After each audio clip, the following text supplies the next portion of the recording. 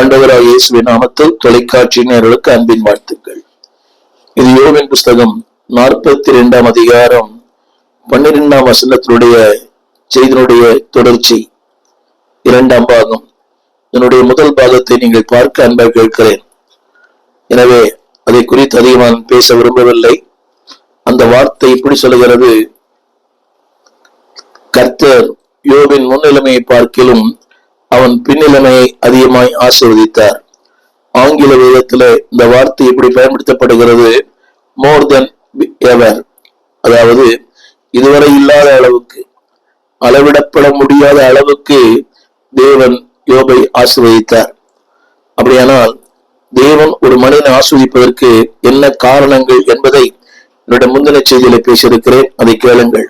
இந்த நாளில் தொடர்ந்து தேவன் ஒரு மனிதன் ஆஸ்வதிக்க வேண்டுமானால் எந்த ஒரு மனிதனும் ஒரு விலைக்கிரயம் செலுத்த வேண்டும்.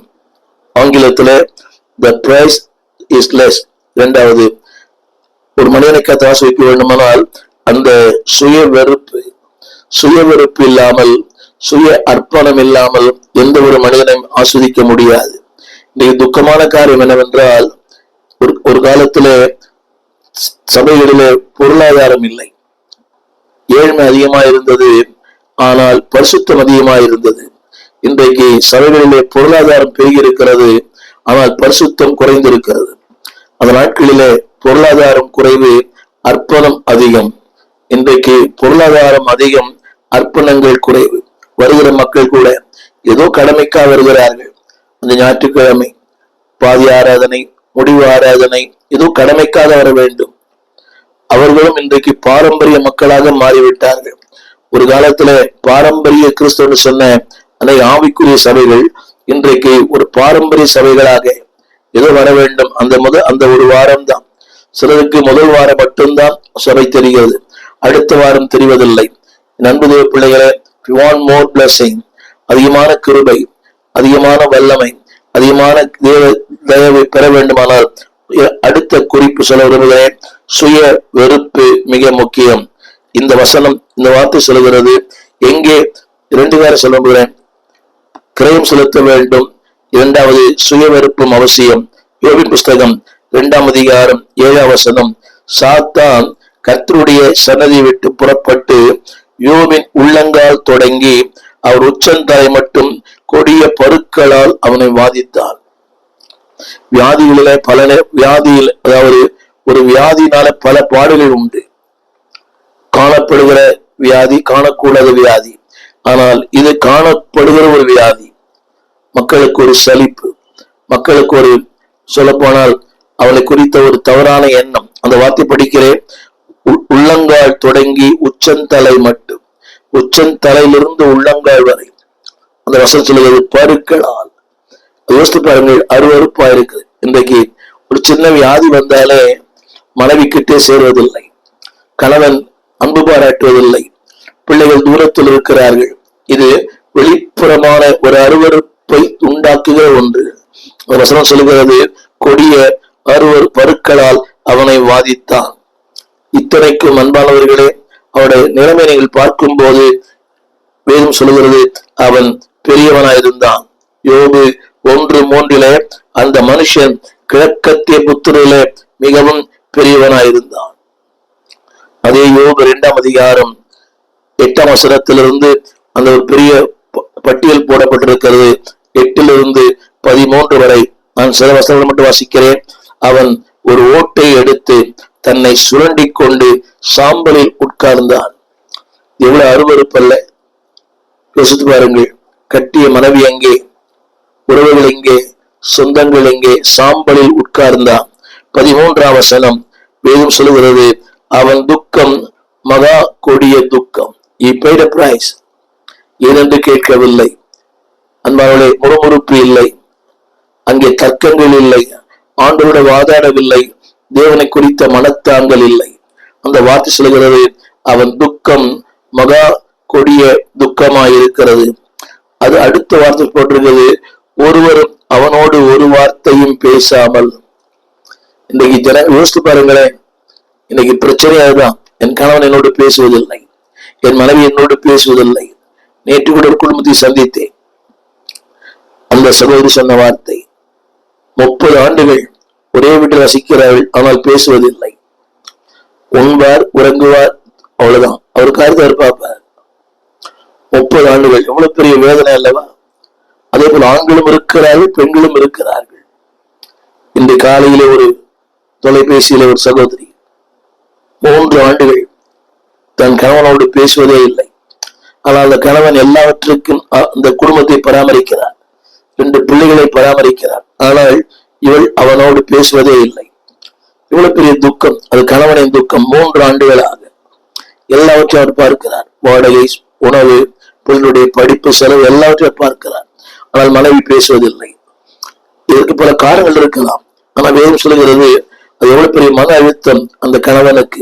அதே போல எவ்வளவு மன அழுத்தம் மனைவிக்கு. வேதம் சொல்லுகிறது, ஒருவரும் அவனோடு ஒரு வார்த்தையும் பேசாமல். அந்த அருவருப்பு வரும்போது, ஏழ்மை வரும்போது, இல்லாமை வரும்போது, தவறான எண்ணங்கள் வரும்போது, அடுத்த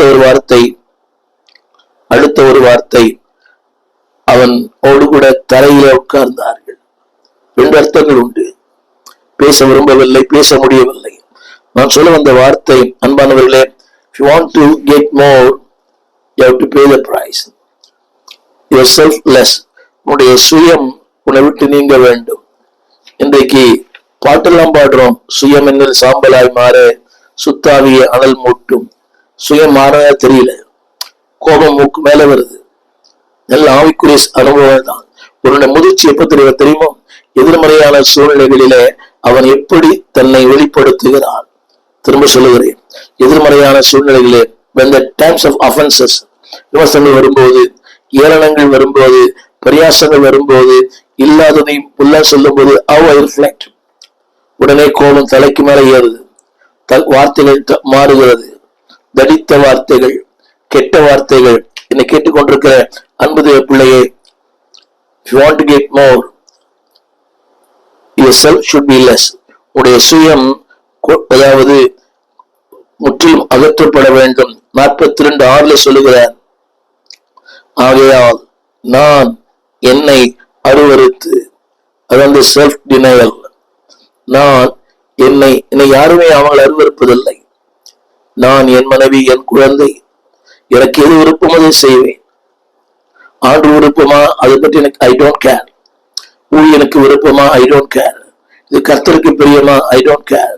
எனக்கு எது விருப்பமோ, என் பார்வைக்கு சரியாய் தோன்றுகிறதோ, அப்படிதான் சொல்லுகிறது. அவனவன் தன் பார்வைக்கு நலமானதை செய்கிறான், பொல்லாப்பானதை செய்கிறான். திருச்சபையில கூட அதை ஏற்றுக்கொள்ளுகிற மனப்பக்குவம் நிறைய பேருக்கு இல்லை. பெரியவர்களுக்கும் இல்லை, பிள்ளைகளுக்கும் இல்லை. ஒரு பெரியவருக்கு சொல்லுகிறேன், இது அவருடைய பிள்ளையை பற்றி. உங்க பிள்ளை இப்படி இருக்கிறாரு, தவறான வாழ்க்கை வாழ்கிறார், தவறான கிரியை செய்கிறார், அவருடைய பாதை சரியில்லை. அந்த பெற்றோருக்கு, தகப்பனுக்கு உடனே கோபம். அவர் என்னை விலாசி தள்ளினார், கேவலமான வார்த்தைகளை என்னோடு பேசினார். ஆனால் காலங்கள் மாறின போது அதே மகன் அந்த தகப்பனை தூக்கி எறிந்து விட்டார். வீட்டுக்கு ஒரு நாள் போகிறார், வீடு பூட்டப்பட்டிருக்கிறது. அவர் சொல்லுகிறார், இந்த இரவெல்லாம் வெளியிலே உட்கார்ந்திருந்தார். அடுத்த இந்த குடியிருக்கிற மக்கள் சொல்லுகிறார்கள், உங்கள் தகப்பனார் வெளியே உட்கார்ந்திருக்கிறார். ஆனால் மகன் வீட்டை திறக்கவே இல்லை. அது அவரே சொன்ன ஒரு வார்த்தை. நான் சொல்ல வந்த வார்த்தை, when God corrects you, தேவன் உங்களை கண்டிக்கும் போது, ஒரு ஊழியர் கண்டிக்கும் போது அதை ஏற்றுக்கொள்ளுங்கள். Don't despise, don't deny. அதை நீங்கள் அற்பமா என வேண்டாம். சொல்லுகிறார், அவ்வளவு மிகப்பெரிய மனிதன் தன்னை அருவருத்து, செல்ஃப் டினையல். என் ஆசைகள், என் விருப்பங்கள், என் நோக்கங்கள், என்னுடைய கற்பனைகள், என் கனவுகள் எல்லாவற்றையும் I despise. Less self, more God.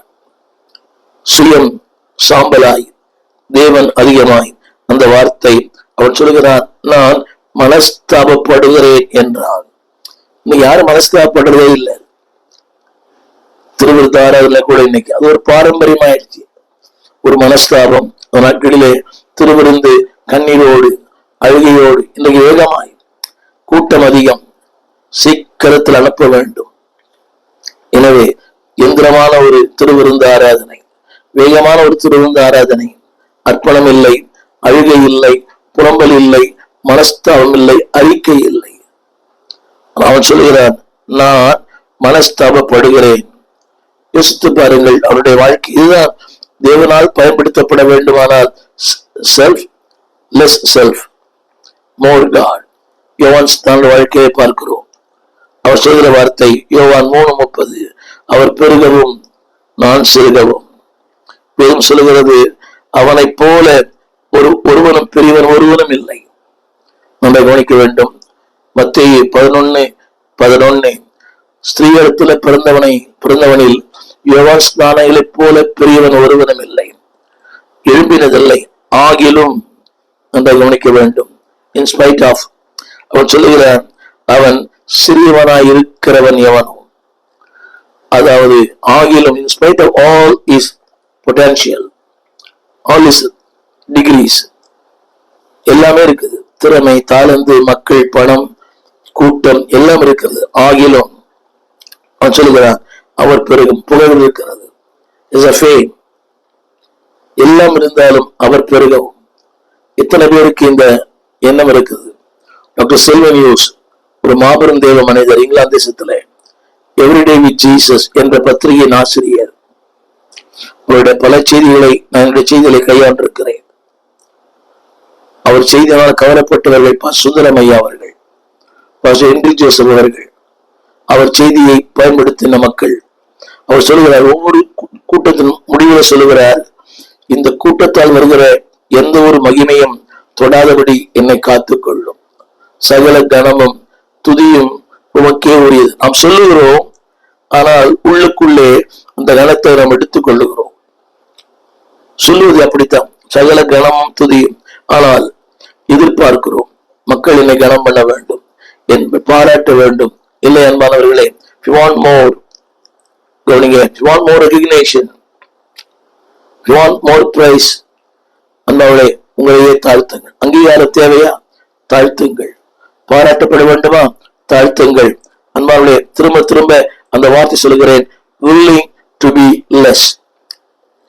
திரையில் பாருங்கள், willing to be less, என்னை குறைவாக, ஒன்றுமில்லை. இன்னைக்கு மைக் கொடுக்கறதுனாலே ஒரு டென்ஷன் ஆயிடுறார்.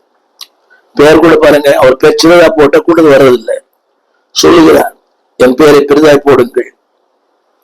சமீபத்துல ஒரு கூடுகை, அந்த கூடுகையில ஒருவர் ஜெபிக்க நான் சொன்னேன், ஜெபிப்பது பெயரை சொன்னேன். அவர் சொல்லுகிறார், பிஷப் என்று என் பெயரை சொல்லுங்கள். கவனித்து பாருங்க, பிஷப் என்று என் பெயரை சொல்லுங்கள். தேவையில்லை. அல்லாவுடைய பிஷப், ரெவரண்ட், டாக்டர் இதெல்லாம் நித்தியத்துக்கு வராது. ஒரே ஒரு வார்த்தை பவுலன் சொல்லுகிறான், உங்கள் சகோதரன், உங்களுடன் ஊழியன். பாருங்கள், அவ்வளவு பெரிய தேவ மனிதர்கள். சாகும் வரை எம்எல் ஜெபசிங் அவர்கள் சகோதரி எம்எல் ஜெபசிங்காய் மறித்தார். சுந்தரமையா அவர்கள் மேய்ப்பர் சுந்தரம் அவர்களாய் மறித்தார். சாம் சுந்தரம் அவர்கள் மேய்ப்பர் சாம் சுந்தரம். எல்லா சகோதரர் பேட்ரிக் ஜோஷுவா. அன்பு பிள்ளைகளே, திரும்ப சொல்லுகிறேன், willing to be less. என்றைக்கு அந்த உணர்வு வருகிறதோ, தேவன் உங்களை அதிகமாய் மோர். பாருங்கள், when you say I am less, God will make you more. நாம் ஒன்றுமில்லை என்று சொல்லும் போது தேவன் உங்களை ஒன்றாய் மாற்றுவார். இதைத்தான் பவுலுடைய வார்த்தைகளை பார்க்கிறோம். 1 கொரிந்தியர் 10:31, எதை செய்தாலும் whatever you do it, தேவனுடைய மகிமைக்கென்று you can get more.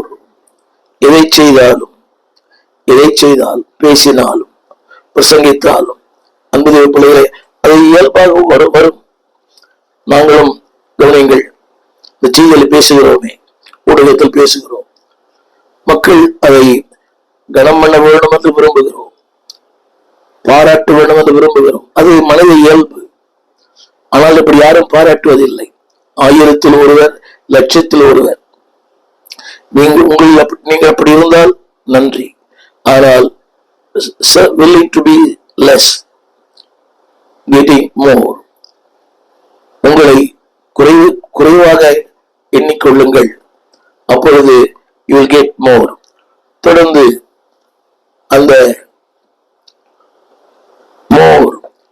அதிகமான ஒன்றில் இருக்கிற ஆசீர்வாதங்கள். மூன்றாவது குறிப்பு முதல்ல சொன்ன பிரைஸ். மூன்றாவது குறிப்பு த பிரிவிலேஜ். அதுல தேவன் தரும்போது உண்டாகிற ஆசீர்வாதங்கள். அந்த அதே அதிகாரம் 8 10 வரைக்கும் மோர் ஆஃப் காட்ஸ் பவர். ஒரு 3 தான் சொல்லுகிறேன். மோர் பவர், மோர் ப்ரொவிஷன், மோர் ப்ராவிடன்ஸ், மோர் பிரைசஸ். திரையில் பாருங்கள். மோர் பவர், அதிகமான வல்லமை. மோர் ப்ரொவிஷன், அதிகமான தேவனுடைய அந்த அந்த பராமரிப்பு. மோர் ப்ரொவிஷன், மோர் ப்ராவிடன்ஸ், அதிகமான அவருடைய ஆளுகை. மோர் பிரைசஸ், நீங்கள் அதிகமாய் மக்களால் துதிக்கப்படுவீர்கள். த பிரிவிலேஜஸ் ஆஃப் மோர். தேவன் கொடுக்கும் போது வசித்து பாருங்கள். உங்களை தாழ்த்தும் போது you will get more intimacy with God. என்றைக்கு உங்களை ரொம்ப தாழ்த்துறீங்களோ இன்னும் அவரோடு கிட்டி சேருகிறீர்கள். more intimacy with God. அவரோடு இன்னும் அதிகமாய் இன்னும் அதிகமாய். அது உங்களுக்கு தெரியாது. when you say I am nothing, you get more intimacy. அவரோடு அவருடைய நெருக்கம், அவருடைய ஆளுகை, அவருடைய அரசாட்சி, அவருடைய பாதுகாப்பு, அவருடைய பராமரிப்பு எல்லாம் சொந்தமாய் மாறும். மோர் பவர். ட்ரை பண்ணி பாருங்க.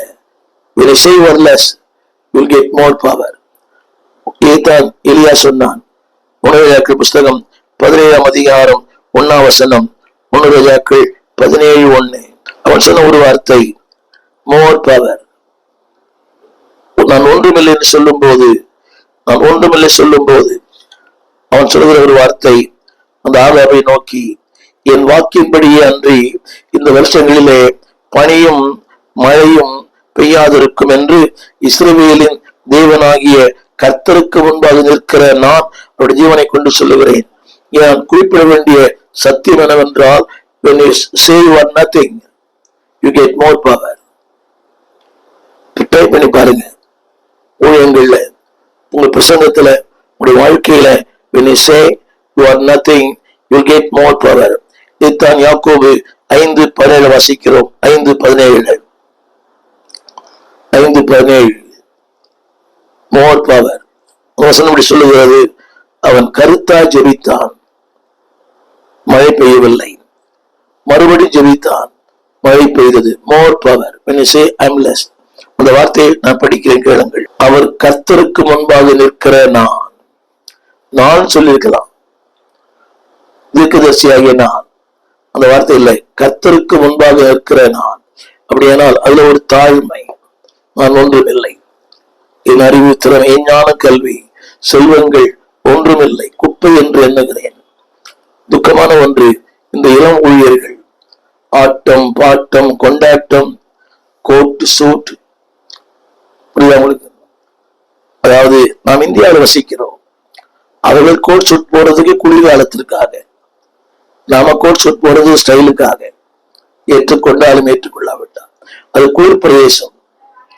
அங்கே பனி அதிகம். ஏனதான் சர்ச்சுக்குள்ள ஹீட்டர் இருந்தா கூட வெளியே போகும்போது பல நாடுகளுக்கு போயிருக்கிறேன். பல குளிரான -40 என்ற நிலையில் நான் இருந்திருக்கிறேன். ரஷ்யாவிலும் சைபீரியாவிலும் செக்ஸ்லோவேக்கியால. அங்கே போடுவது அதை தன்னை பாதுகாத்துக் கொள்ள இந்த குளிரிலிருந்து.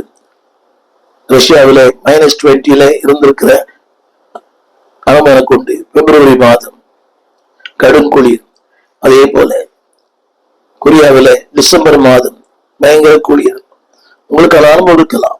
நான் சொல்லுகிற வார்த்தை, நாம் போடுகிற அந்த ட்ரெஸ் வேற, அவர்கள் அதற்கு தன்னை பாதுகாத்துக் கொள்ள நான் சொல்கிற வார்த்தை. எனவேதான் வேதம் சொல்லுகிறது, அன்பானவர்களே, யோபு 42:10 கர்த்தர் 42:9 கர்த்தர் யோபின் முகத்தை பார்த்தார். மோர் பவர், மோர் கிரேஸ், மோர் அனாயிண்டிங். இதை கேட்டுக்கொண்டிருக்கிற அன்பு தேவ பிள்ளையே, கவனிங்கள். You want more selfless. Number 1, உங்களை தாழ்த்தும் போது மோர் பவர். இரண்டாவது கவனிங்க, மோர் ப்ரொவிஷன். தேவனுடைய பராமரிப்பு அதிகம். வாசிக்கிறேன், கேளுங்கள். அந்த வார்த்தை சொல்கிறது, தேவன் உங்கள் தேவைகளை சந்திப்பார். கர்த்தர் 11ஆம் வசனம், கர்த்தர் யோபின் முகத்தை பார்த்தார். அந்த வார்த்தை மோர் ப்ரொவிஷன் 42:11. அவனுடைய எல்லா சகோதரரும் எல்லா சகோதரிகளும் அவனுக்கு அறிமுகமான அனைவரும் அவனிடத்தில் வந்து அவன் வீட்டில் அவனோடு போஜனம் பண்ணி கர்த்தர் அவன் மேல் வரப்பண்ணின சகல தீங்கு நிமித்தம் அவனுக்காக அங்கலாய்த்து ஆறுதல் சொன்னார்கள். நல்ல கவனிக்க வேண்டும். மோர் ப்ரொவிஷன். ஜனங்கள் தேடி வந்தார்கள். ஜனங்கள் அவனோடு போஜனம் பண்ணி, அவர் போஜனம் கொடுத்தாரா இவங்க போஜனம் கொண்டு வந்தாங்களா தெரியாது, அவரோடு போஜனம் பண்ணி அவனுக்கு ஆறுதல் சொன்னார்கள். என்னை கேட்டுக்கொண்டிருக்கிற அடுத்த ஒரு வார்த்தை போட்டது, ஒவ்வொருவரும் தங்க காசையும் ஒவ்வொரு பொன் ஆபரணத்தையும் அவனுக்கு கொடுத்தார்கள். இது நடைமுறை சாத்தியமா? தூர இருந்தவர்கள், அருவருத்தவர்கள், பேசாமல் இருந்தவர்கள், அதாவது கிரிட்டிக்ஸ், விமர்சனங்களை செய்தவர்கள், ஏளனம் பண்ணவர்கள், திரும்ப சொல்லுகிறேன், ஒவ்வொருவரும் ஒரு தங்க காசையும் ஒவ்வொருவரும் ஒரு பொன் ஆபரணத்தையும் அவனுக்கு கொடுத்தார்கள். இதைத்தான் நான் ஆரம்பத்தில் சொன்னேன், காட்ஸ் ப்ரொவிஷன். மாத்திரமல்ல, அன்பான தேவ பிள்ளைதான் போல் சொல்கிறார், say I am nothing, நான் ஒன்றுமில்லை என்று சொல்லும் போது பவுலுடைய ஒரு மிகப்பெரிய வார்த்தை, அவர் சொல்லுகிற வார்த்தை பிலிப்பியர் 4:19, என் தேவன் தம்முடைய ஐஸ்வரியத்தின்படியே உங்கள் குறைவை எல்லாம் தம்முடைய மகிமையின் ஐஸ்வரியத்தின்படி நிறைவாக்குவார். மகிமையின் ஐஸ்வரியத்தின்படி. இப்ப தெரியுமா, when you say I am nothing, என் அன்பு தேவ பிள்ளையே, இந்த நாளிலே அந்த முதல் குறிப்பு சொன்னேன், பவர், மோர் பவர், மோர் ப்ரொவிஷன், மோர் ப்ரொவிஷன். இதன் ஆண்டவர் சொன்னார், அதாவது எண்ணத்தை உண்போம், எண்ணத்தை குடிப்போம் என்று உங்கள் ஜீவனுக்காக, எண்ணத்தை உடுப்போம் என்று உங்கள் சரீரத்திற்காக நீங்கள் கவலைப்படாதிருங்கள். ஆகாரத்தை பார்க்கலும் ஜீவனும் உடையை பார்க்கலும் சரீரமும் விசேஷ அல்லவா? அடுத்த வார்த்தை, அந்தந்த நாளுக்கு அதன் பாடு போதும். When you say you are nothing, God will provide everything. எலியாவின் வாழ்க்கையிலே பார்க்கிறோம். எலியாவின் வாழ்க்கையிலே தன்னை தாழ்த்தும் போது 17:6, அவன் கேரித் ஆற்றன் கண்டையில் ஒளிந்து கொண்டிருந்தான். obey, submit, self denial. அந்த வார்த்தை 17:6, காகங்கள் அவன் விடியற் காலத்தில் அப்பமும். எத்தனை பேர் விடியற் காலம் 5 மணி. நம்ம வீட்டுல பிரேக்ஃபாஸ்டே 10 மணி தான் கொடுக்குறாங்க. 9 மணியா பிரேக்ஃபாஸ்ட் ரெடி ஆகுது சில வீடுகள்ல. அல்ல, இங்கே ஒரு தேவ மனிதனுக்கு விடியற் காலத்தில் அப்பம், விடியற் காலத்துல அப்பமும் இறைச்சியும், சாயங்காலத்தில் அப்பமும் இறைச்சியும் கொண்டு வந்து தாகத்திற்கு அந்த தண்ணீரின் ஆற்றை, அவன் ஆற்றின் தண்ணீரை குடித்தான். தேவனுக்கு எவ்வளவு அக்கறை! காலையும் மாலையும். ஒரு அழகான வசனம், விடியற் காலத்தில் உன் பசி அறிந்தவர், உன் தேவை அறிந்தவர், உன் சூழ்நிலை அறிந்தவர் சொல்கிறார், விடியற் காலத்தில். அதே வழியில சாயங்காலம், அதே அப்பமும் இறைச்சியும் காகங்கள் அவனுக்கு கொண்டு வந்தது. இது வாழ்க்கையில் நடக்காத ஒன்று, சரித்திரத்தில் நடக்காத ஒன்று, விஞ்ஞானத்தில் ஏற்றுக்கொள்ளப்படாத ஒன்று. அதனுடைய தன்மை அது அல்ல. ஆனால் செயல்படாத ஒரு மனிதனை உனக்காக செயல்பட வைப்பார். இல்லாத ஒன்றை அவர் விடுவிப்பார். Impossible became possible. இது சாத்தியம் இல்லையோ அது சாத்தியம். The invisible became visible. எதெல்லாம் நீ பார்க்க முடியாதோ அதையெல்லாம் பார்க்க முடியும். அந்த வார்த்தை சொல்கிறது, தாகத்திற்கு தண்ணீரின் தாகத்தை அவன் குடித்தான். முதல் குறிப்பு, மோர் power. Submit yourself. More provision. மூன்றாவது, more providence. More providence. அதிகமான பாதுகாப்பு. இதுவரை இல்லாத அளவுக்கு அவனுக்கு பாதுகாப்பு. அந்த வார்த்தை சொல்கிறது, அந்த வார்த்தை திரும்பமாக 42:11 கூட, அவனுடைய தீங்கு நிமித்தம் அநேகர் அவனுக்காக அங்கலாய்த்தார்கள். சொன்னேன், தங்க காசுகளை கொடுத்தார்கள், 42:17 சொல்லுகிறது. 42:17 அந்த வார்த்தை சொல்லுகிறது, அவன் நெடுநாள் பூர்ண வயதுள்ளவனாய் மரித்தான். எத்தனை பாதுகாப்பு! திரும்ப சொல்லுகிறேன், காட்ஸ் மோர் பவர். என்னை கேட்டுக்கொண்டிருக்கிற அன்பு தேவ பிள்ளையே, மோர் பவர். இதைத்தான் நாம் வாசிக்கிறோம் ரோமர் 8:28. அவருடைய தீர்மானத்தின்படி அன்பு கூறுகளுக்கு சகலமும், துன்பமானாலும் வேதனையானாலும் கண்ணீரானாலும் கலக்கமானாலும் மோர் ப்ராவிடன்ஸ், அதிக பாதுகாப்பு. அரசாங்கம் கொடுக்கிற பாதுகாப்பை விட, இன்சூரன்ஸ் கொடுக்கிற பாதுகாப்பை விட மோர் ப்ராவிடன்ஸ். எனவேதான் பவுலடியார் சொல்லுகிற வார்த்தை 2 கொரிந்தியர் 4:17 அது சொல்லப்பட்ட வார்த்தை, when you say you are less, உன்னை அர்ப்பணிக்கும் போது 2 கொரிந்தியர் 4:17 உபத்திரவங்கள் தான், பாடுகள் தான், போராட்டங்கள் தான், கண்ணீர் தான்.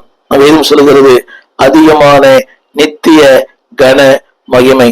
அந்த வார்த்தை படியுங்கள். லேசான உபத்திரவம், ஆனால் கனமான மகிமை.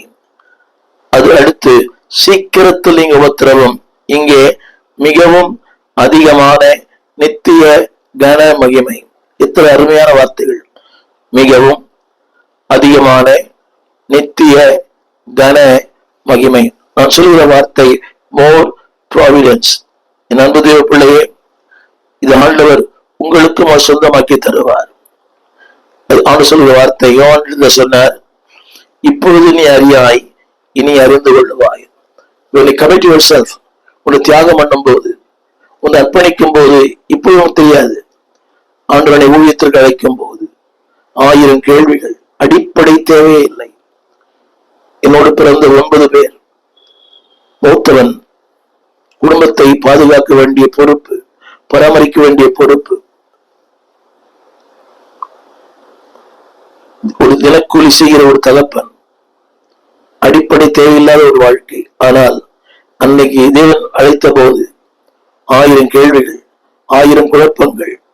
ஆனால் அவன் சொன்ன வார்த்தை, இப்பொழுது நீ அறியாய், இனி நீ அறிந்து கொள்ளுவாய். என்னை கேட்டுக்கொண்டு அன்புதே பிள்ளையே, when God say something, do it. தேவன் ஒன்றை சொல்லும் போது, தேவன் ஒன்றை இடத்துல அவர் அறிவிக்கும் போது கீழ்ப்படி. இப்போது நீ அறியாய், இனி நீ அறிந்து கொள்ளுவாய். என்னை கேட்டுக்கொண்டிருக்கிற அன்பு தேவ பிள்ளையே, யோவான் 13:7, இப்போது நீ அறியாய். இதோ இந்த ஊழியத்தில் இருக்கிற நிறைய பேர், ஒரு மோகன்சியா இருக்கட்டும், ஃபாதரா இருக்கட்டும், அதுல இருந்து வெளியே வரும்போது யோசித்து பாருங்கள். இப்போது நீ அறியாய், இனி அறிந்து கொள்ளுவாய். என்னுடைய போதகர் பாஸ்டர் ஹென்றி ஜோசப் அவர்கள், அவர் மத்திய அரசாங்கத்துல ஏஜிஸ் ஆபீஸ் ஒர்க் பண்ணி கொண்டிருந்தார். தணிக்கை அலுவலக ஒரு அலுவலகத்துல தேவன் அவர் அழைத்தார். நல்ல வேலை அது, ஏஜிஸ் அக்கௌண்டன்ட் ஜெனரல் ஆபீஸ். அவருக்கு 4 பிள்ளைகள். அந்த இடத்துல வரும்போது அந்த வேலையை ராஜினாமா செய்தார். ஆனால் அதுக்கு பிறகு தேவனை பயன்படுத்தினார். இன்றைக்கு ஒரு மாபெரும் ஊழியத்தை ஸ்தாபித்திருக்கிறார். என்னை கேட்டுக்கொண்டிருக்கிற அன்புடைய பிள்ளையே, இப்போது நீ அறியாய், இனி நீ அறிந்து கொள்ளுவாய். ஜீவானந்தம் அவர்கள் ஒரு ஆசிரியர் பணி செய்தார். அதை ரிசைன் பண்ணார். கர்த்தர் அவரை வல்லமையாய் பயன்படுத்தினார். அப்படித்தான் இப்போது நீ அறியாய், இனி அறிந்து கொள்ளுவாய். மோர் ப்ராவிடன்ஸ். கடைசியாக மோர் பிரைசஸ். 2:14 3 பெண் பிள்ளைகள். வசனம் சொல்லுகிறது 15ஆம் வசனத்திலே, தேசத்தில் எங்கும் யோபின் குமாரத்திகளைப் போல சௌந்தரியமான பெண்கள் காணப்படவில்லை. யாரவர்? கவனியுங்கள். அதாவது தன்னை அருவருத்துக் கொண்டவன். அந்த வசனத்தை, அதாவது ஸ்தூலிலும் சாம்பலிலும் இருந்து மனஸ்தாபப்பட்டவன். யோபு 2:8, ஒரு ஓட்டை எடுத்து தன்னை சுரண்டிக் கொண்டு சாம்பல் உட்கார்ந்தவன். உச்சந்தலை தொடங்கி உள்ளங்கால் மட்டும் கொடிய பருக்களால் வாதிக்கப்பட்டவன். But now more praises. கவனிங்கள் அன்பான தேவ பிள்ளைகளே, இருளான வாழ்க்கை இன்றைக்கு வெளிச்சமான வாழ்க்கை. God will display His power. God will manifest His power in you and through you. உன் மூலமாய் தம்முடைய மகிமையான வல்லமையை அவர் வெளிப்படுத்துவார். அந்த வசனம் சொல்லுகிறது, அந்த சௌந்தரியமான பெண்கள் காணப்படவே இல்லை. சகோதரி நடுவிலே அவர்களுக்கு அவன் சுதந்திரம் கொடுத்தான். ஒரு சொல்லப்பட்டிருக்கிறது, மோர் பிரைசஸ் 1:20 எழுந்திருந்தான், தன் சால்வையை கிழித்து தன் தலையை சிரைத்து. அந்த வசனம் சொல்லுகிறது 15 வசனத்துல கூட, இப்பொழுது அவன் சொன்ன வார்த்தை, எல்லாவற்றுக்கும் மத்தியிலே he praised the Lord. இந்த வார்த்தை அடிக்கடி சொல்லப்பட்டு 15 வசனம். அவன் தகப்பன் அவள் சகோதர நடுவிலே அவர்களுக்கு சுதந்திரம் தந்தான். என்னை கேட்டுக்கொண்டிருக்கிற அன்பு தேவ பிள்ளையே, அந்த வசனம் சொல்லுகிறது 3 பேர்கள். ஜெமிமா என்ற வார்த்தையின் பெயர் டே ஆஃப் டவ், அதாவது தேவன் என் இருளை மாற்றினார். கவனிங்க, சாம்பலுக்கு பதிலாக சிங்காரம், அது மட்டுமல்ல துயரத்திற்கு பதிலாக சமாதானம். ஆங்கிலத்தில் சொல்லுகிறேன், டார்க்னஸ் டு லைட். இரண்டாவது, பீஸ் அவுட் ஆஃப் டர்மாயில், துன்பத்திலிருந்து துதி. கெட்சியா என்ற வார்த்தைக்கு பெயர் பிராக்ரன்ஸ், வாசனை. அர்த்தம் என்னவென்றால், இழப்பை தேவன் மாற்றினார், வெற்றியை தந்தார். 2 அர்த்தம் உண்டு. பிராக்ரன்ஸ், கிரணம் என்ற வார்த்தைக்கு அர்த்தம் என்னவென்றால், அன்பானவர்களே, நறுமணப் பொருள். 2 வார்த்தை அர்த்தம் இருக்குது, க்ளோரி அண்ட் பிரைட்னஸ், வெளிச்சம் மாத்திரமல்ல அன்பானவர்களே, மகிமை. என்னை கேட்டுக்கொண்டிருக்கிற அன்பு தேவ பிள்ளையே, உன் வாழ்விலும் கர்த்தர் அப்படியே செய்வார். உன் வாழ்விலும் அனைவருடைய வாழ்க்கை அப்படி செய்தார். மோசேயின் வாழ்வில், யோசேப்பின் வாழ்வில், பக்தர்கள் அநேக வாழ்க்கை செய்திருக்கிறார். இன்றைக்கு திரும்ப சொல்லுகிறேன் அன்பானவர்களே, இந்த 3 குறிப்புகள்.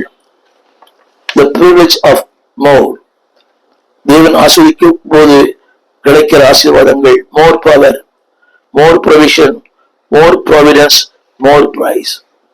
ஆண்டவர் உன்னையே துதிக்கிற மனிதனாய் மாற்றுவார். அநேகர் மூலமாய் துதி உண்டாகும். உன்னையே ஒரு துதிக்கும் மனிதனாய் கர்த்தர் மாற்றுவார். தேசத்தில் இன்றைக்கு தொடர்பு இருக்கிறாங்களா? நாம் துதிக்கிற அளவுக்கு ஒரு ஃபாதர் பெர்க்மான்ஸ், ஒரு மோகன்சி அவர்கள், ஒரு டிஜிஎஸ் அவர்கள், எத்தனையோ பேர் நாம் ஆண்டவர் துதிக்கிற அளவுக்கு கர்த்தரை மாற்றியிருக்கிறார். ஒரு எமில் ஜெபசிங் அவர்கள், அவருடைய பாடல்கள், இன்றைக்கு நாம் கர்த்தரை துதிக்கிற அளவுக்கு அவருடைய பாடல்கள். அந்த பிள்ளையே, மோர் ஆண்டவர் இன்னும் அதிகமாக தர ஆயத்தமா இருக்கிறார். எனவே நம்பர் 1, நான் சொன்ன முதலாவது, கிரயம் செலுத்துங்கள், அர்ப்பணியுங்கள், தாழ்த்துங்கள். அன்பான பிள்ளைகளே, you get more privilege, more price. அதிகமாக கிரயம் செலுத்துங்கள். கிரயம் செலுத்தும் போது அதிகமான வாய்ப்புகளையும் அதிகமான கனத்தையும் துதியும் உங்கள் மூலமாய் கர்த்தர் உண்டு பண்ணுவார். உங்களுக்கு ஜெபிக்க விரும்புகிறேன். ஜெபிப்போம். வானத்தையும் பூமியையும் படைத்த நல்ல ஆண்டவரே, இந்த அருமையான வேலைக்காய் நன்றியோடு துதிக்கிறோம். You want to give more. ஆண்டவரே, இன்னும் கிருபை, இன்னும் வல்லமை, இன்னும் அபிஷேகம், இன்னும் ஞானம், இன்னும் அர்ப்பணம் எங்களுக்கு தாங்க. less self, more grace. எங்களை அதிகமாய் தாழ்த்தி, எங்களை அருவருத்து, அல்லது எங்களை மேன்மை பாராட்டாமல் உண்மை குறித்து மேன்மை பாராட்டும் போது, more privilege, more provision, more power, more providence, more prizes. என்னை வைத்திருக்கிற அன்புக்காக ஸ்தோத்திரம். அடுத்தவர்களுக்கு கொடுக்கிற அளவுக்கு எங்களை மாற்றுகிறீர், உமக்கு நன்றி. ப்ரொவிஷனும் தரீங்க, ப்ராவிடன்ஸும் தரீங்க. அல்லது தேவைகளை சந்திக்கிறீங்க, எங்களை பாதுகாக்கிறீங்க. அவன் நெடுநாள் உயிரோடு இருந்து மரித்தான். அவருடைய பாதுகாப்பு அவருடைய பிள்ளைகளுக்கு தார். தொடர்ந்து செய்திகளிலே உங்களோடு இடைப்படும். இயேசுவின் நாமத்தில் நல்ல பிதாவே, ஆமென். அன்பான தேவ பிள்ளைகளே, God wants to give more. இன்னும் அதிகமாய் அவர் தர காத்திருக்கிறார். உங்களை தாழ்த்துங்கள், ஒன்றுமில்லை என்று ஒத்துக்கொள்ளுங்கள், அர்ப்பணியுங்கள். இந்த செய்திகள் உங்களுக்கு ஆசீர்வாதம் இருந்திருக்குமே, ஆனால் அடுத்தவர்களுக்கு அனுப்புங்கள். Let them get more. அவர்களும் இன்னும் அதிகமாய் பெற்றுக் கொள்ளட்டும். கிருபைகளை, இரக்கங்களை. பணம் தர வேண்டாம் அன்பானவர்களே, அது உங்களால் முடியாது. ஆனால் அந்த பணத்தை பெற்றுக் கொள்வதற்கு, அந்த ஆசீர்வாதத்தை பெற்றுக் கொள்வதற்கு வாய்க்காலாயிருங்கள். இந்த செய்திகளை அனுப்பி அவர்களையும் ஆசீர்வதியுங்கள். இந்த ஊழியத்திற்காக ஜெபியுங்கள்.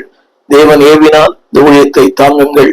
சபைகள், சிறுவர் இல்லம், இப்படி பல ஊழியர்களை செய்கிறோம். 60க்கும் மேற்பட்ட திருச்சபைகள், ஊழியர்கள், சிறு அனாதை சிறுவர் இல்லம், இப்படி பல நிலைகளிலே ஆண்டு ஊழியத்தை செய்கிறோம். தாங்க அன்பை கேட்கிறோம். God bless you. எங்கள் விலாசம் போதகர் ஸ்டீபன் தேவகுமார், திறந்த வாசல் சபை, நம்பர் 65, பரமானந்த தெரு, 7 கிணறு, சென்னை 600001. தொடர்புக்கு 9841839287. மேலும் 04443183330. எங்கள் மின்னஞ்சல் stephenopendor@gmail.com. எங்கள் தேவ செய்திகளை யூடியூப் சேனலில் பார்த்து பயனடையுங்கள். தேவன் உங்களை ஆசீர்வதிப்பாராக.